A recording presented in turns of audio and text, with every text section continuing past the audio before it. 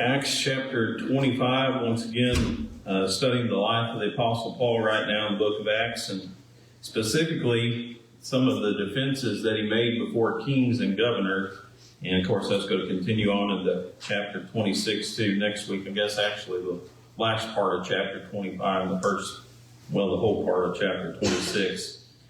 Question number one, though, think about a question, kind of introduces the theme or the subject that we're going to be looking at tonight.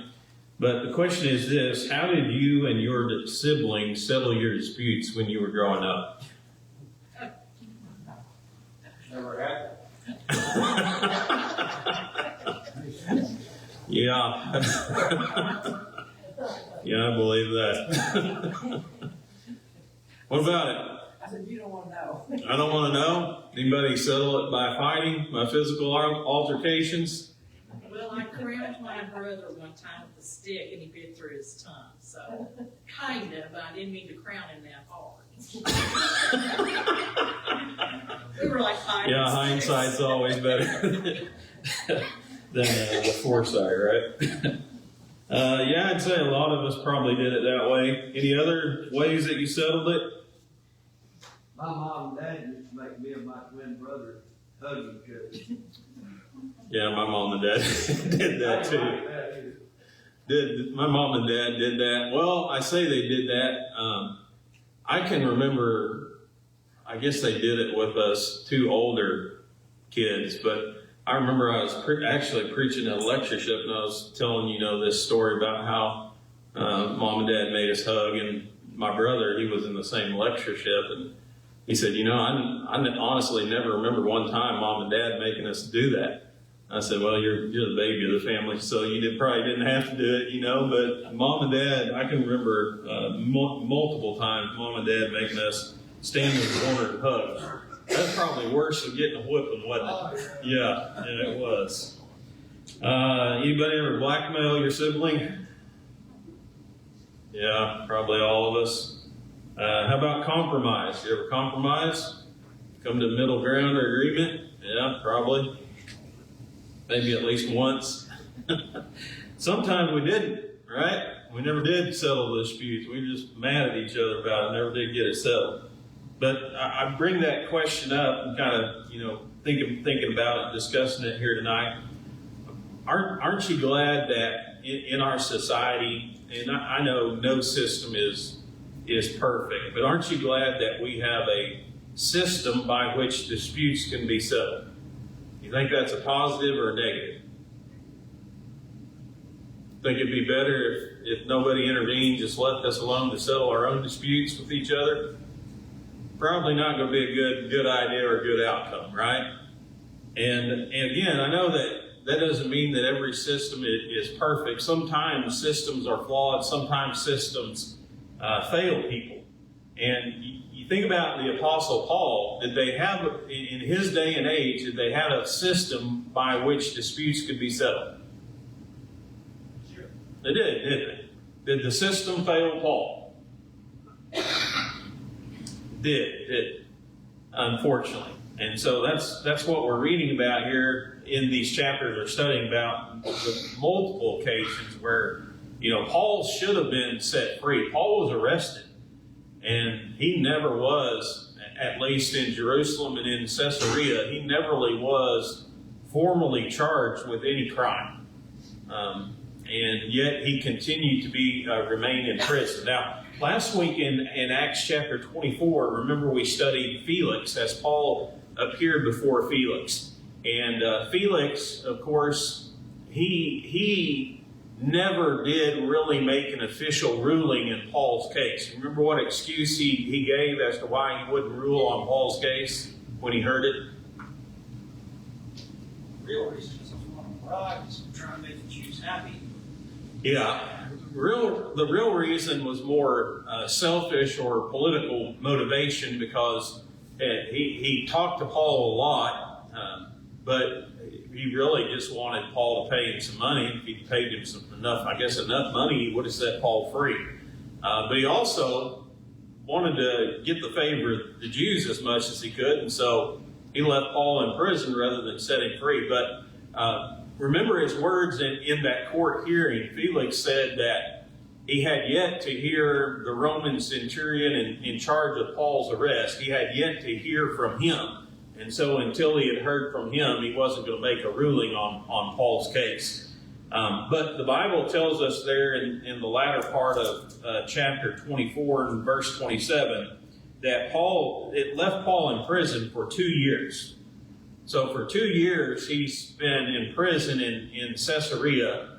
And it's not, it's not like normal prison because, again, Paul hadn't been formally convicted or even charged, but he still had guards that were responsible for him. But he had a lot of freedom, too. He was free to kind of roam about, and, these guards kept a watch over him. People could come visit him. People could bring him things like that. But he was still confined in some form and fashion. Now, what happens between chapters 24 and 25 is that Felix is removed as governor of that particular area. And so we don't, there's not a whole lot of information about it. Josephus, and if you can trust what he writes, sometimes you can, sometimes you can't. But he said that he was removed from office because there was an altercation between the Jews and the Gentiles that took place. And Felix kind of used that opportunity to show retribution towards some Jews that he didn't like and blame it on the Gentiles. And the group of Jews brought formal charges against him, and he was removed from office, and another man replaces him. And of course, that man's name is Festus, and that's kind of what we're reading about here, the transition from the end of Felix's reign to Festus, to the beginning of Festus's reign. Now, understand this too. Felix, at the end of those 2 years, and as he's leaving office, Felix could have set Paul free, couldn't he? I mean, he had that authority. But he chose to keep him in prison, and so Festus is kind of inheriting some of Felix's previous actions, and he's kind of in the dark here what Paul is and what this is all about. And so it kind of comes to light once again here in chapter 25. Go ahead, Adam. You got a comment or question? What was the area they were ruling, Felix and Festus? Was it all of Judea Roman controlled, or just Jerusalem, or what was No, Felix and Festus are governors. They're over kind of multiple areas. Now, Agrippa, we're going to read about him. Agrippa was king, but he was actually king of Judea. And so that's kind of important to keep in mind because he's going to try to help shed some light on the particular subject. But, there were different areas, and I think, if memory serves me right, Paul ends up in Caesarea because of the fact that he came from Tarsus, right? So basically, wherever your native city was, that's kind of the area that you went to be tried. And so Festus and Felix were responsible for Paul. That's why he ends up in Caesarea, not Judea and Jerusalem, around that area. But it is kind of interesting when you go back historically and kind of study some of these guys and the areas that they ruled, and how sometimes they fought with each other, sometimes they were with each other, depending on the cause, I guess. But if you read there in chapter 1 of Acts chapter 25, it says, "Now when Festus had come to the province," I'm reading from the New King James Version here, "after 3 days he went up from Caesarea to Jerusalem." So, a couple of things to kind of keep in mind here. First of all is, again, Festus is entering into this office. If there has been an altercation between the Jews and the Gentiles, and Felix kind of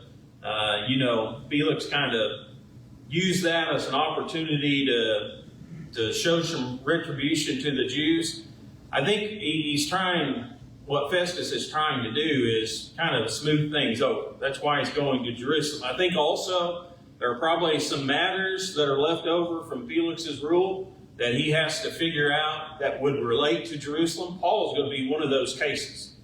But it's important to understand that he's just 3 days into his office here. And so he goes from Caesarea to Jerusalem to kind of, I think, gather some information and find some things out that are taking place. Probably some information about prisoners too. But question number 2 on your handout is this: who appeared before Festus in Jerusalem?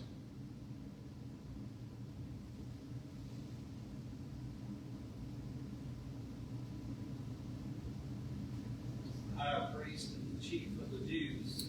Yeah. So here's this new governor, and he goes to Jerusalem, and lo and behold, here's the high priest and the chief rulers of the Jews, and they want to meet with Festus here. What did they want? Second part of question number 2.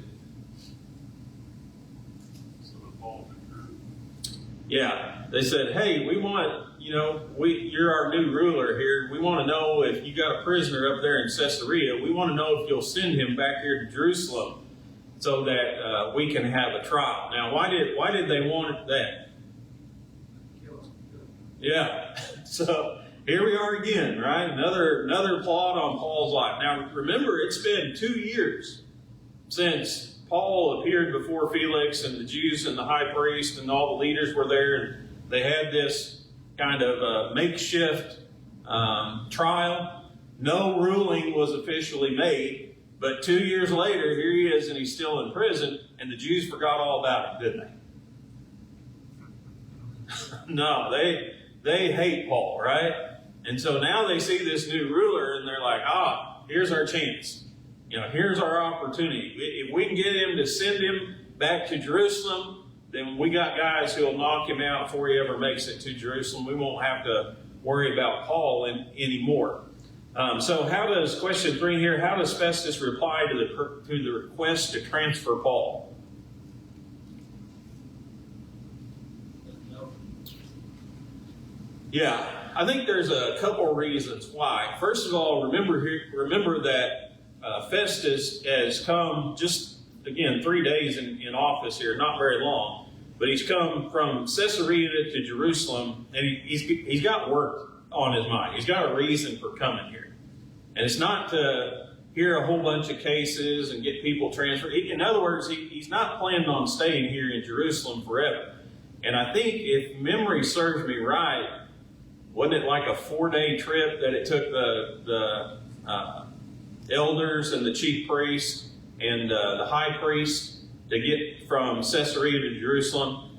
I think that was about the case. So it would have been, it would have required him to commit to Jerusalem for a certain number of time, or a certain period of time. Then he would have had to hear the case itself, and then there would have been a whole lot of things that would have been involved in that in and of itself. So he wasn't going to send him to Jerusalem. He says, listen, I'm going back to Caesarea. Paul's in prison in Caesarea. And so when I get to Caesarea, I'll listen to him there. And if you guys got some accusations that you want to make against him, you need to come to Caesarea and make those accusations there. The first time they took Paul to Caesarea, he had escorted 470 soldiers. Yeah, right. I'm thinking they probably still remember that. No, he took 470 guys. He killed them the first time he took them. You don't think he would know about that? I don't know. The 470 were actually the Roman centurion's choice. It was kind of his responsibility to get him from Jerusalem to Caesarea. He knew there was a plot on Paul's life, and so he wasn't going to take any chance on Paul getting killed, getting over there. But I doubt if Festus had sent him from Caesarea to Jerusalem that he would have sent 470 soldiers to guard him. Kind of doubt that's the case. I don't know that for sure, though. Do you have a comment, Adam? No. Oh, okay. I thought I saw you put your hand up there. So again, he was a newly appointed governor. He had a lot of things to do. He wasn't going to mess around in Jerusalem, and he probably didn't know much about the case either. And he probably didn't know much about Paul, and he wasn't just going to send a prisoner down there, because the Jews had asked him to do that without kind of understanding a little bit about what was going on with that case and all. But he did promise them, when I get back, I'll look into it immediately. I'll call Paul before me, and if you guys want to make some accusations, then you can come up to Caesarea and you can do that. I'll try to figure it out then. So when you study what happens again, kind of a repeat, of what happened 2 years previously. The Jews throw all these accusations out, but they can't prove anything, can they? So they say that Paul did all this stuff, but there's just no evidence or proof that he did. And of course, Paul gets his chance to speak to the court. Question 4 here, what does Paul say whenever it was his turn?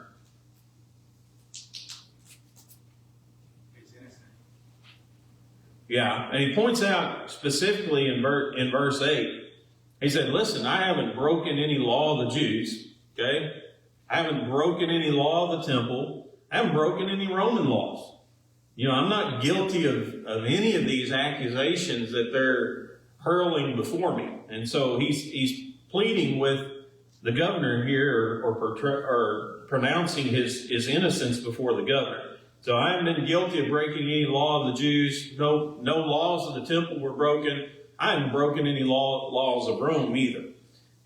So there was, again, you think about this situation, you know, what did Felix think whenever he heard all the Jews accusing Paul of all this stuff and then heard Paul speak for himself? What did the previous governor think?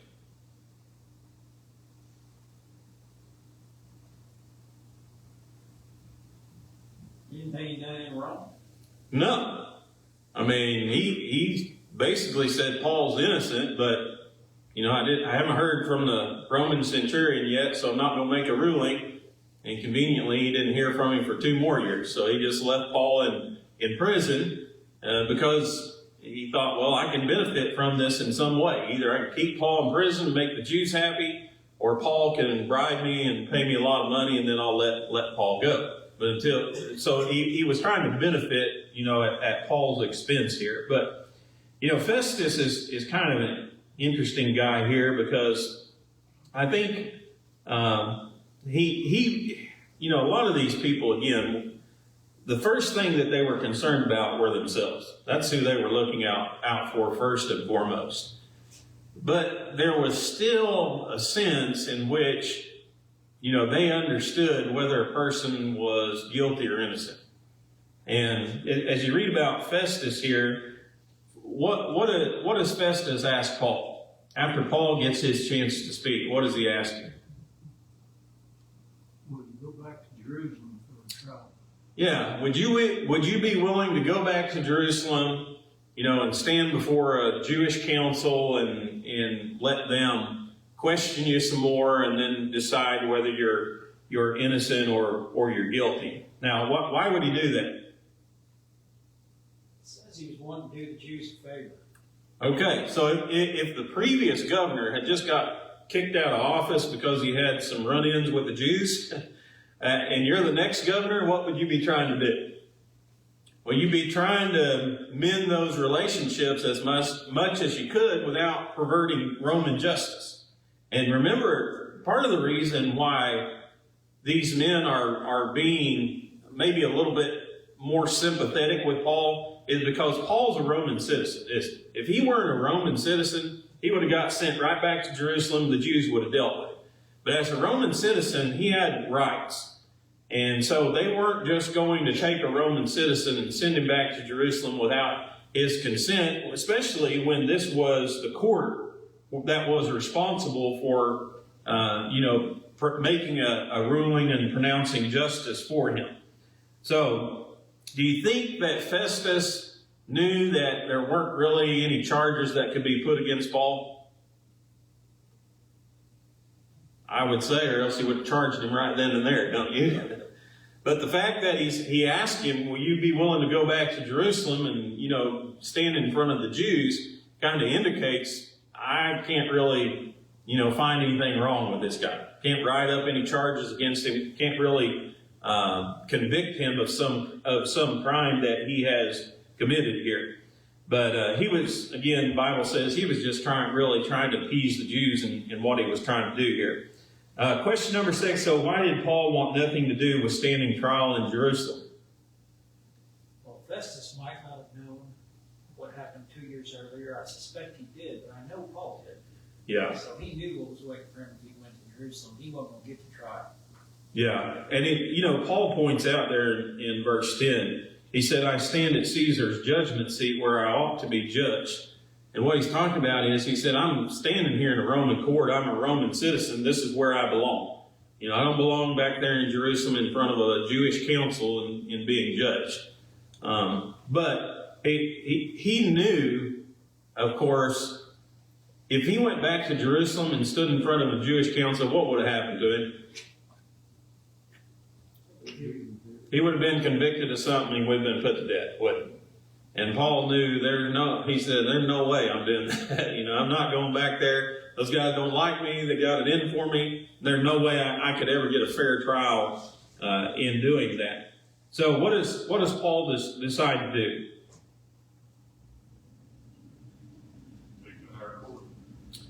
Yeah. As a Roman citizen, he had a right to appeal any trial and be granted an appearance before Caesar himself, before the very emperor of Rome. Every Roman citizen had that right. Now, whether Caesar would hear your trial or not, you know, that's another question. But every Roman citizen had that right. And so Paul had been in prison for 2 years. They hadn't convicted him of any crime. No charges had been formally filed against him. 2 years later, a new governor enters in. Same story, right? And I think Paul sees, I'm never going to get out of here. You know, I'm not going back to Jerusalem, not taking that chance. These guys aren't going to let me go. You know, they'd rather have favor with the Jews than you know, proclaim my innocence in front of them and release me. And so I'm going to do what I got to do. And as a Roman citizen, I'm going to appeal to Caesar and let him hear my case. And Caesar would have made a ruling on it, at least one way or the other. So he didn't go back to Jerusalem. He'd already been proven innocent. He hadn't been charged with any crime. He wasn't going to go back there, be convicted and killed. But here's my question too. Why does Paul wait so long? Why didn't he do it after Felix? Or why didn't he do it a year after he was in prison?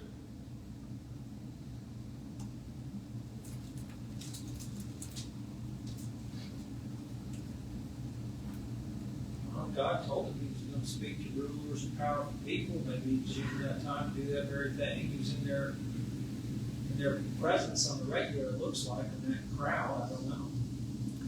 Yeah, I wonder, and again, this is one of those situations where we don't know what happened behind the scenes.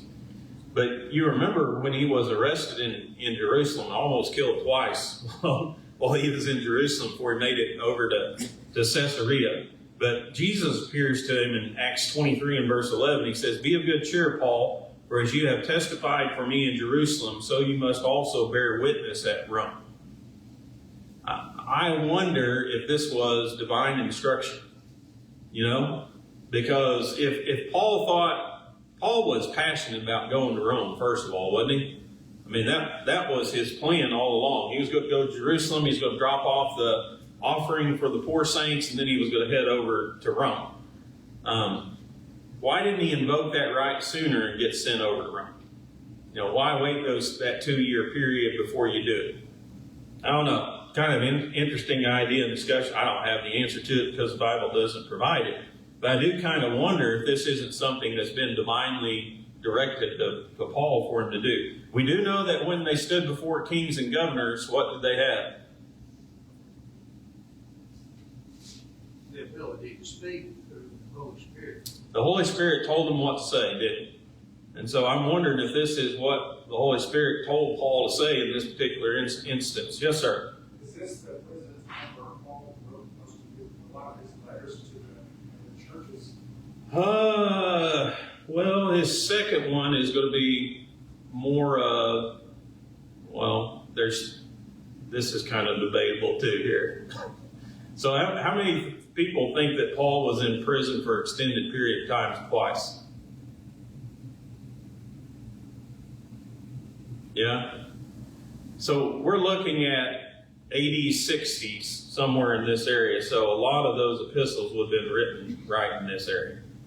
So, yeah, there would have been, again, you have 2 years that he's under arrest there. So pretty extended amount of time. But, yeah, that would have been the period. Then you have, I say that, but you think about 2 Timothy, that would have been his second imprisonment, wouldn't it? Yeah. So where he says, I'm already being poured out at the drink offering, the time of my departure is at hand. So I'm going to say that there's going to be some overlap there. I don't think they're all, does anybody know for sure?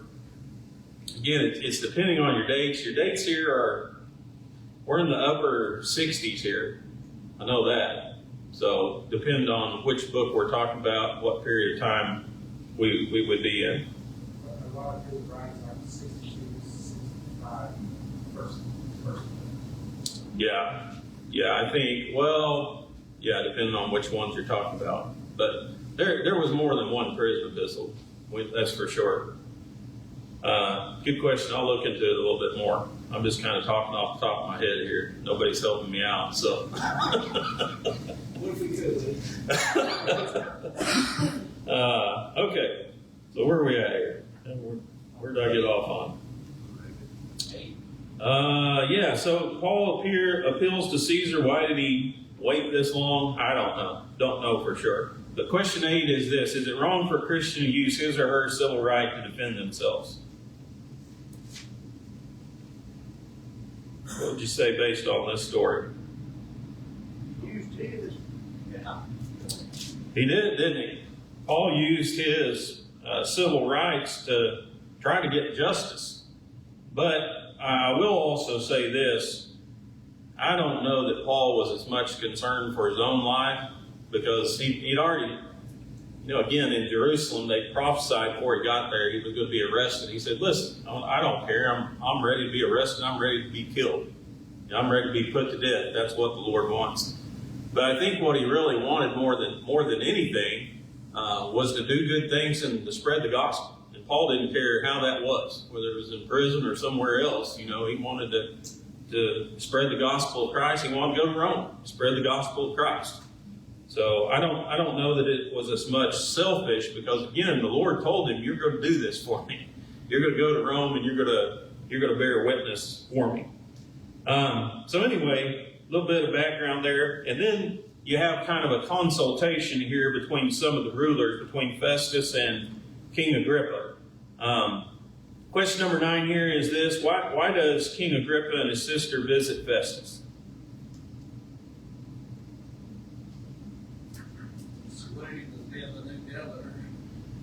Yeah, it was probably just kind of a protocol visit here, congratulations and welcome into the office.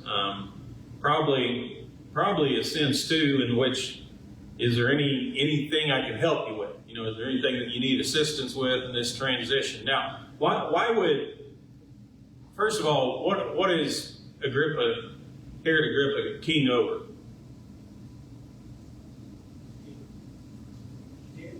Judea. There we go. So he's over the area of Judea.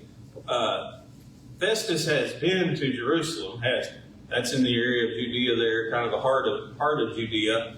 Agrippa is paying him a visit here, and I think basically he's not only welcoming him, but saying, are there any matters that I can help you with? Are there any matters where you could use my assistance? And of course, Festus is quick to say, hey, you can help me out in this one case that I have right here. So question 10 is this: why would Agrippa's insight and advice be helpful to Festus? Jewish tradition. Oh. Yeah, Agrippa was a Jew himself. He was Jewish himself. He did not pledge allegiance to Judaism, though. He was a vessel of Rome. His allegiance was to the Roman Empire, just like his ancestors before him. But he would have been familiar with the Jews, wouldn't he? Because being king over Judea, he would have known a little bit about their religion and had some dealings with them and things like that. And so Festus, again, he's a newcomer here. He's not a Jew. He'll be a Greek. But he probably didn't have a lot of interactions with Judea and the Jews themselves, because the Jews didn't really interact with anybody else. And he probably didn't know a lot. I don't think he knew a lot about the Jewish religion. And it I think in his note that he writes about, it kind of reflects that, because he kind of tells the story from what I would say is a Roman point of view. And from a Roman point of view, what did this case and this situation look like? How does he describe it?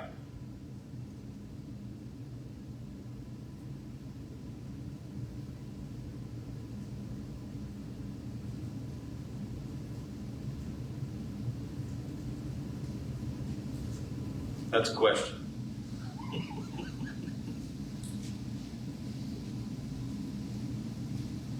Well, he just said the Jews talked about this guy Paul, he believes in Jesus, superstition, and this. You don't really want to mess with it, but we got to do something. Yeah. He doesn't really. I don't think he really understands what's going on. He's probably a little bit confused about, what in the world is this mess? And you kind of look at what he talks about in verse 18. He said, when the accuser stood up, they brought no accusation against him of such things as I suppose. Now, he was thinking Roman law, wasn't he? And he could have dealt with Roman law. But when they started talking there in verse 19 about their own religion, then he started talking about a certain Jesus who had died, but Paul said he's still alive. He's like, I don't know what this is all about, But Agrippa would have understood, because again, he was from Judea. He was king over that area. He was familiar with the Jews, would have been familiar with their religion, would have been familiar with the story of Jesus. So he would have had a lot more insight into what was happening here. And I think that's why Festus asked him for some help. So, let's see here. You're going to ring the bell on us.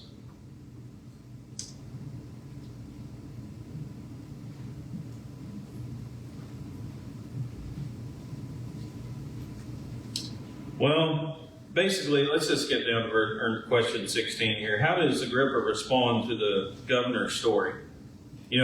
Festus kind of tells him a little bit, they had all these accusations that they brought against him that was about their own religion, and then they were upset because this guy who had died, Paul said he's still alive.